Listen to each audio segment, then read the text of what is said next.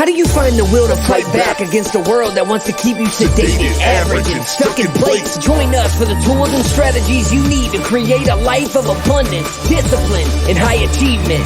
This is the Tactical Empire with Jeff Smith.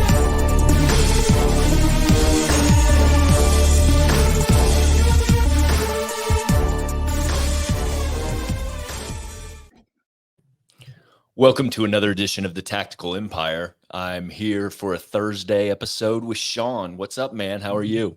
Jeff, just had our first good snow in Virginia. I know that makes you shiver a bit, but I love snow when it disappears in 24 to 48 hours. And that's what happened on Saturday. It snowed really nice. It was beautiful. And then it all melted yesterday. So back to being able to walk the dogs without them having dirt all over their stomachs. Yeah, no thanks. It's 64 here. And I'll take it. Not bad. Only 40 today here. How's everything going? Good, man. I'm ready to roll.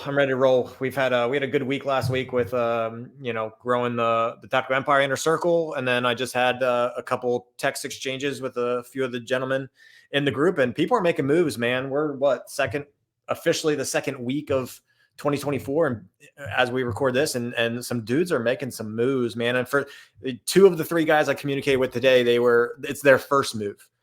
They're making their first move since joining the group, and I absolutely fucking love reading about it.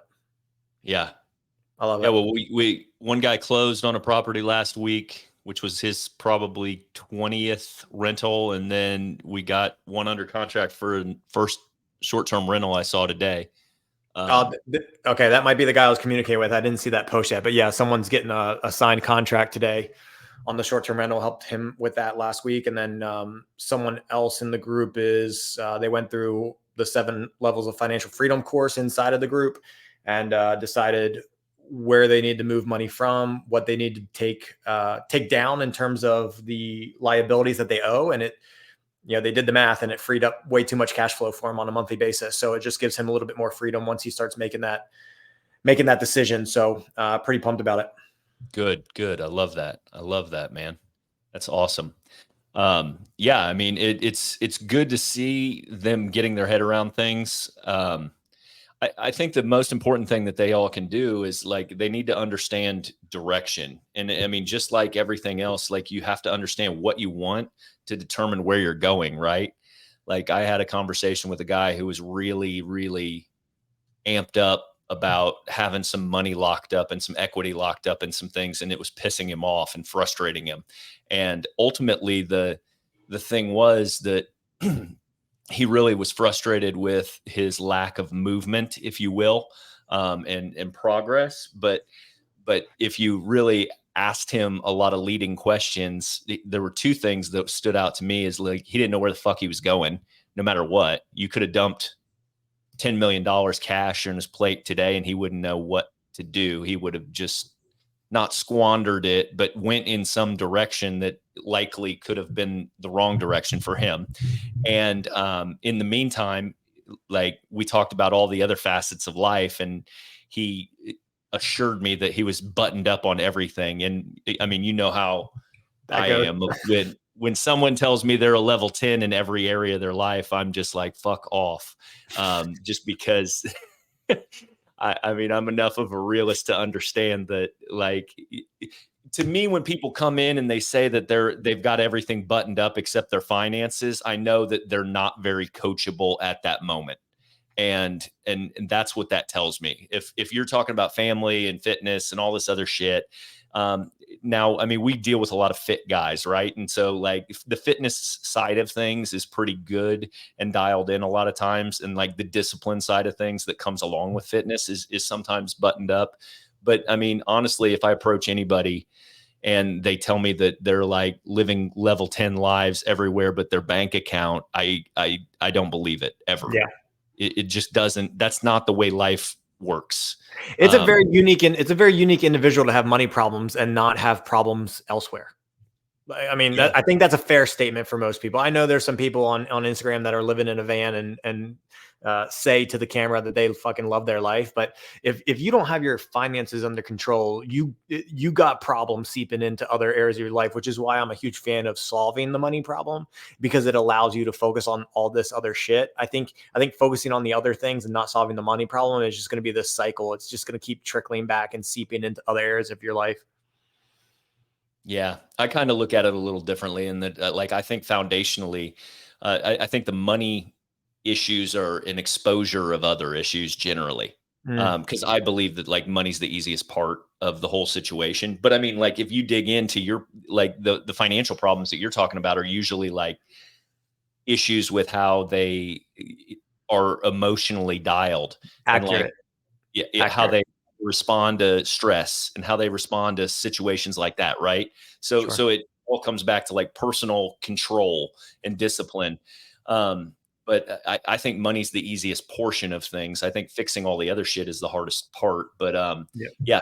So it's been an interesting weekend for sure. We've been dealing with a lot of things. Yeah. Um, what do you want to talk about today, man?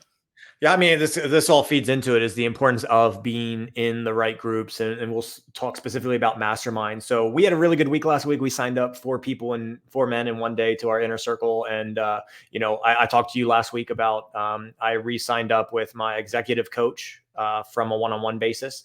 I love working with her, and then I talked to you about jumping into another group that you have experience with, and I'm going to pull the trigger on that and spend over $10,000 on getting in a new group that I'm going to work with for a year to educate myself. And then obviously we have the inner circle and we have men coming in. So people listening to this, whether they're interested in what we have going on or other groups, is let's just start with two basic questions and we'll fall down the rabbit hole, of course, is why be in mastermind groups and how to choose a mastermind group to be in. You have way more experience with this than I. You were on the personal development train way before me, and you just have a little bit more experience. So go ahead and take that away. Why be in mastermind groups and how to choose the one that you should be in or should choose to be in the year 2024. I like the question about how to choose them a little bit more. I think we beat the other one to death. The other one is like obviously to compress time and to not make mistakes, not make the same mistake over and over again. I mean, like there's old adages that like you don't make the same mistake twice, right? If you surround yourself with people that are ahead of you, you don't sometimes have to make that mistake one time, and you Mhm. definitely don't have to make it twice. And generally, it shouldn't be as expensive. So, especially when it comes to real estate investing and stuff like that, if you get around people that have been in the game a while, they're going to point you in the right direction. A lot of times they're gonna give you the pitfalls and the like what to watch for.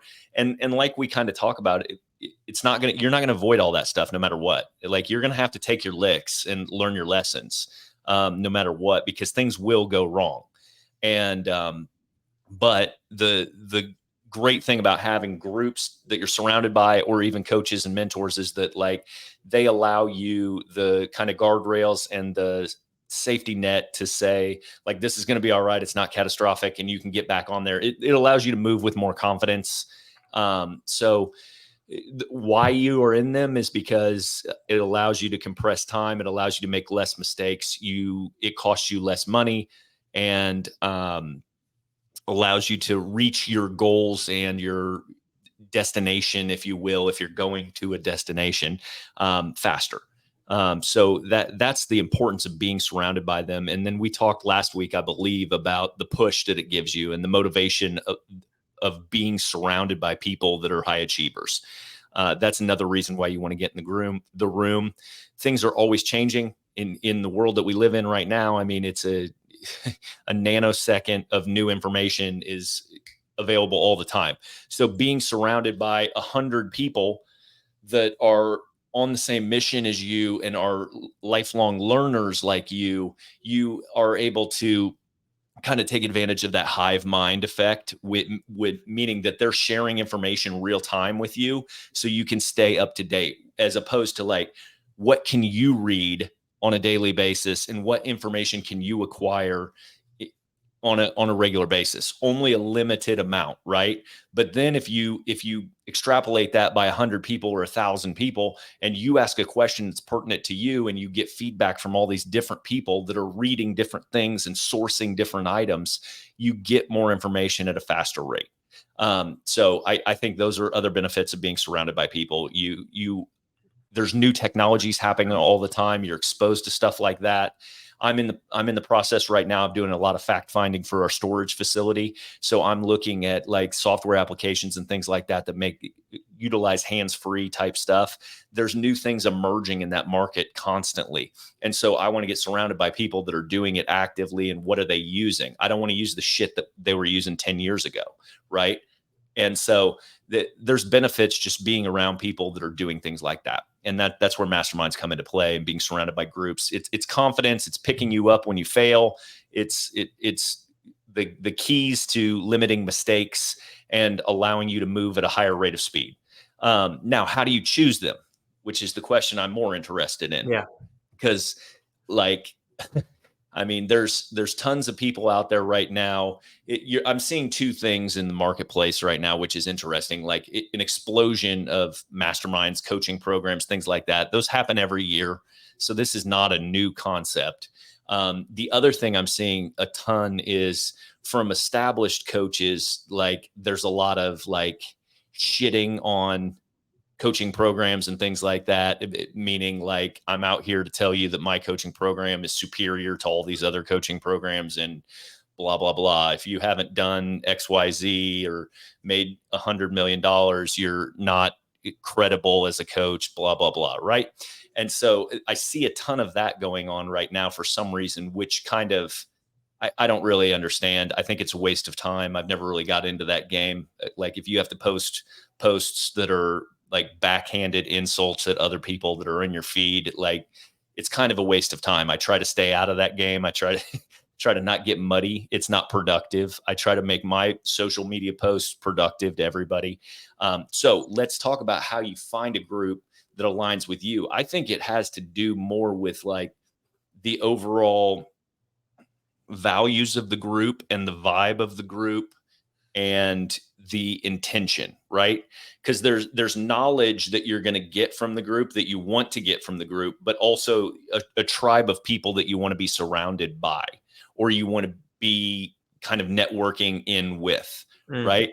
And so that's an important part. It's as important as the information that's provided, in my opinion, because the information that's provided is kind of not, I don't want to water it down and say universal. Sure. Some programs are better than other programs, but like there's no lack of information out here.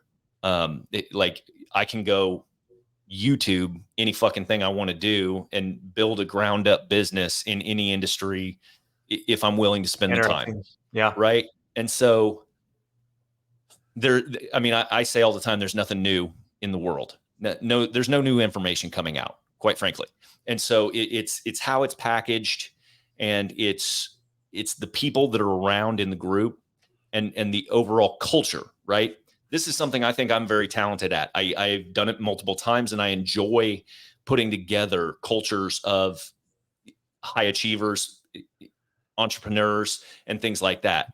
And the important thing is, and I've also seen it as a client, as a consumer as well. That's the most volatile portion of a mastermind, a coaching group, and things like that. Because if you allow bad apples into your group, they can sour the whole bunch, and it makes for not such a good fit. But you really have to decide what the vibe is of who you're working with, right? Because that's where niching makes a lot of sense. If you're niching in the coaching industry, if you're niching in masterminds, you can find your tribe. No matter who you are or what your value set or what you enjoy, you just have to look for it. And so I think that's where people get lost in like the mudslinging and shit like that. There's fucking 8 billion people on the earth. Like you need 150 in your group. I mean, tops. I mean, to have a small intimate group, you need 5 people. Yeah. And so like, you don't need to be all things to everybody. You just need to understand like who you are and then stake that in the ground. And I think the people where they run into problems is they don't know themselves, And so the group really has no defining characteristics, or it's malleable and it's trying to be all things for all people. Like I've struggled with that in the past, because it's like, what are we delivering? And people ask for stuff, and then you try to shape shift, and you try to change, and you try to be all these different things. And so you can't be all things for all people. And then you have to understand, as the people guiding the group, they have to understand who they are. So if you don't have like a core set of values within your group, it becomes this mishmash of nothingness, if you will. And also it can be run by the clients, which is a huge problem, because you'll have like an issue where you have powerful personalities that are clients that can cause a lot of emotional strife and like infighting and factioning and clickiness. And like, I've been parts of all those type of things. I mean, you see them in the gym, right? In the gym space, it's the same type of thing. Because in the gym, you're building a tribe, you're building a culture. You and I both own small gyms in the past, and like, you're building a community of 200 people, and that community needs a culture, and it's that culture has to be driven by a titular head or an overall set of core values. It's kind of like, I mean, like any other team, right? And so you're looking for that as a consumer as you come in. Not so much as in the gym space, but certainly in my mind, in the entrepreneurial coaching consulting space. Now, there's some people, it depends on what you want. So you have to kind of be careful, because consulting is different. Like, there are specialists, like if you and I said, for this business, we want to hire a marketing expert, like, do I have to have a huge alignment with them? Or are they going to come in and structure a marketing program for us that is going to dominate? Like, from that case, I'm not so worried about culture at all. I'm worried about expertise. Now, masterminds are different. Yeah, well, that's as you're talking there, it starts to evolve in my head visually, and it's like, okay, well, there's a two-prong approach. Are you looking for information, or are you looking for the tribe? Are you looking for the people? But the more you talk there, and the more I went back to my question, a mastermind group, it almost became clear that the information is irrelevant. Because like you said, you can get it anywhere. You still want the information to be good, but it's like, what really are you looking for here? And I think you hit it right there at the end. It was like, if I solely want information to get XYZ done, I can hire an individual. I can get that information myself. If I want to go down the slower path, I can hire a consultant. I can hire a specialist. I can hire that person. But if I'm looking for my people, then I have to find the group that aligns with who I am and the type of life that I want to live. And I think that, coming off this podcast for the people listening, I think that is where the value is going to be, is don't look at the person who's got the best Facebook ad and they're touting their results. I'm a huge fan of results, but I think where I messed up in the past was just strictly looking for the person that yielded the best results and, quote, like I say, skin in the game. Oh, he did what it is I'm trying to do, but is he the type of person that I want to be? Is the people that he's signing up the type of people that I want to be? And so for me, that resonated as I heard you talking there. And then one smaller thing, not to get off topic, but to go back to the beginning, I don't want to skimp over this. You said something about being in one is to save money. And I want to acknowledge there to the people that may not have invested, quote, real money into a mastermind yet. You're going to look at the dollar amount that goes in that, and you're going to view it as an expense. But there are two ways here that you're making money on this investment. One, the work you put in should yield the ROI up and above what they charge you. And two, when you learn the other people's mistakes, you're going to save money from not making the mistake that they made. And as you level up, your mistakes get more expensive. So that's why the masterminds you will be involved in are probably at a higher dollar rate. But no, those are the two things, Jeff, so far that stuck out to me. Is there anything else running through your mind when I pose those questions to you? Well, I mean, you kind of have to understand if you're a consumer looking for a coaching group or a mastermind or something like that, you have to really evaluate what you're trying to get from the situation and go into it with a clear understanding. Because from my perspective, I think that anyone I want in our group is going to have an abundance mindset, and they're going to be coachable, right? Like I'm a stickler to that shit. That's why I started this. And I was like, if you think you've got everything figured out, you're probably not a good fit for being around me. Because I'm going to tell you that you don't have everything figured out, and you're probably not going to like that. And if that's too uncomfortable for you, that's fine. I understand.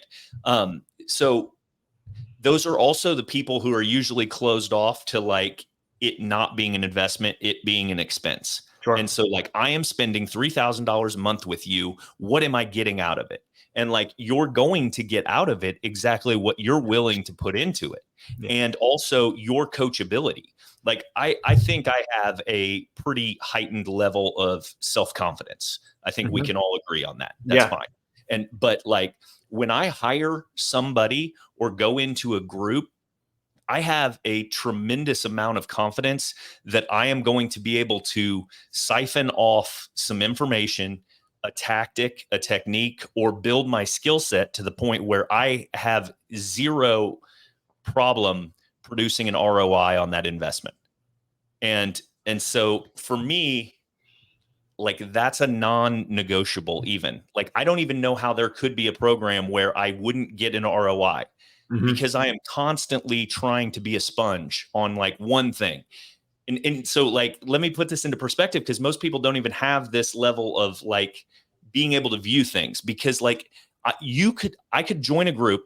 There could be an asshole, arrogant leader of the group who is a piece of shit human being and like doesn't lead a life I'm interested in doing. And maybe that's my takeaway. Like, I view that behavior. And so my takeaway and my addition to my toolbox is, when I get to that point, or when I am achieving these particular things, I have to make sure I don't behave in this manner.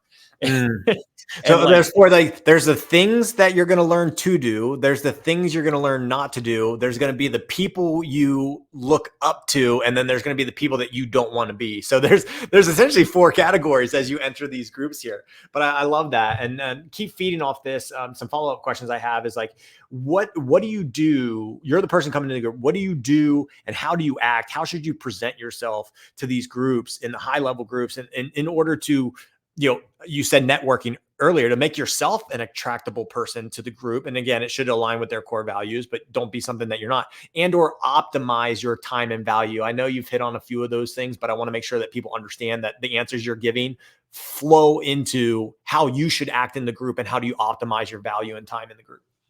This is such a tough one, because I get this question all the time, but I'm just like, just don't be a dickhead. And like, but also don't over present yourself. Like, don't misrepresent yourself that you are something you're not.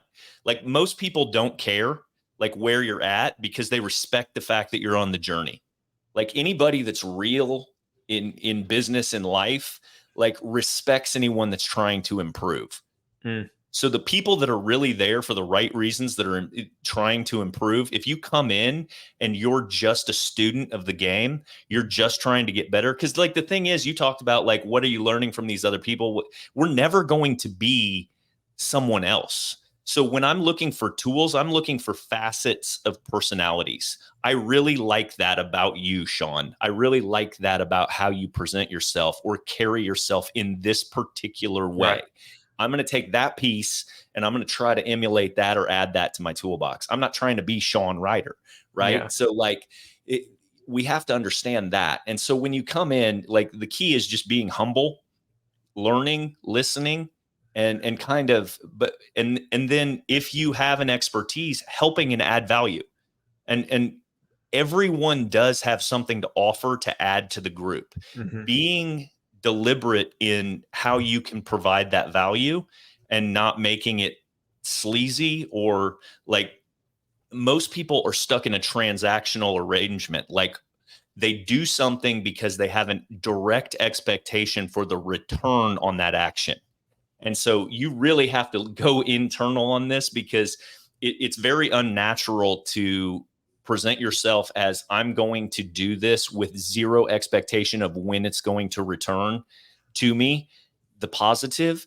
But like, I mean, this is where like all the quantum physics and everything comes into play, right? If you just do things out in the universe because you understand that positivity will return itself to you, but you have no expectation for when or who or in what shape or form that will return itself. You just have the confidence that it's going to return itself. That's how you can operate as a like solid individual in these groups. And that's a really hard skill to develop, because most people do things because they have an expectation of a direct return or a direct ROI from that particular person. And what you have to get used to and understand is, I may help you do something, Sean, but I can't have an expectation that the reciprocal action will come from you. It may come from somebody down the street that I haven't ran into yet. Yeah. And that's the way the law of reciprocity works. So when you come into these groups, you just want to be humble, coachable, and add value when possible. Yeah. But you don't want to oversell yourself. You don't want to misrepresent yourself, because like there's a lot of that going on. And that's the quickest way to like burn down your character, if you will, because you get found out and then you run around to the same groups, and it's kind of like a very incestual like community, if you will, because you level up into these higher groups, and like the groups and the circles get smaller and smaller. Because you're on this journey. I've been on this journey for what, 10, 15 years. I know a lot of the same people. I see a lot of the same people because everybody else has fallen off. And like they've either settled in at the level that they're at and they stayed there, or they went on a different path, or they're just not doing anything anymore. But the rest of us that are still moving are still going up. I'm definitely not near the top at all. That's not what I'm claiming, but I'm saying that the concentric circles get smaller and smaller the longer you stay in the game. And so you run into the same people in the same rooms. And so if you burn down your character or misrepresent yourself early on in the game, like that's something that people don't forget. I'm going to send you off in the last 3 minutes. We're going to try and keep it under 30 minutes here. The parts where when I was in groups and I felt frustrated, where I wasn't getting a lack of value, in hindsight, it was when I disconnected from the group because something else in my life was going down. So people listening to this that are in mastermind groups that are frustrated and they're trying to point the finger, or what for whatever reasons, whatever the context was, I know that that's where I was. And I come into these groups with a lot more clear actions on what I'm going to take and what I'm willing to commit to, and really what I'm trying to get out of the group, like you said. But if someone's in that frustration mode right now, what is the easiest thing? I think I know where you're going to go with this. What is the easiest thing they can do to just fucking get out of that mindset and get back into what they need out of that group? What can they do? Or how do they have to they have to understand the underlying emotion of what they're dealing with, right? If you're ever blaming a group, a program, a mentor for your problems, it's your problem. It's always your fucking problem. So the faster you can catch yourself and be like, this is an absolute absurd statement, because I've dealt with this. I've been running groups for 7 years now. I was trying to tee you up for it. I know it. but I mean, when people blame the group for any circumstance, like, you can assure that they're just in a fucked up mindset at that point in time. And so like, for me, I'm non-reactionary to that. I'm completely unemotional when you bring me something like that. When I hear a complaint, I'm like, well, that's not my problem. So like, because it's far more about you than it is about me or the group. And so the way you can pull yourself out of that, though, is really take a breath, like just a break, and say, well, like, what is this really about? What is the root cause? A lot of times it's money. So like, if you get into this recurring situation and you've overextended yourself to be in a situation, but you didn't do the work and apply the principles to get the ROI, then you're in this contract where you're spending $5,000 a month, $3,000 a month, $1,000 a month, whatever it is. And you just look at that recurring bill and you're like, is this really the problem? And the problem is never that particular bill. It's just, that's what ripped the scab off right now, that moment at this month.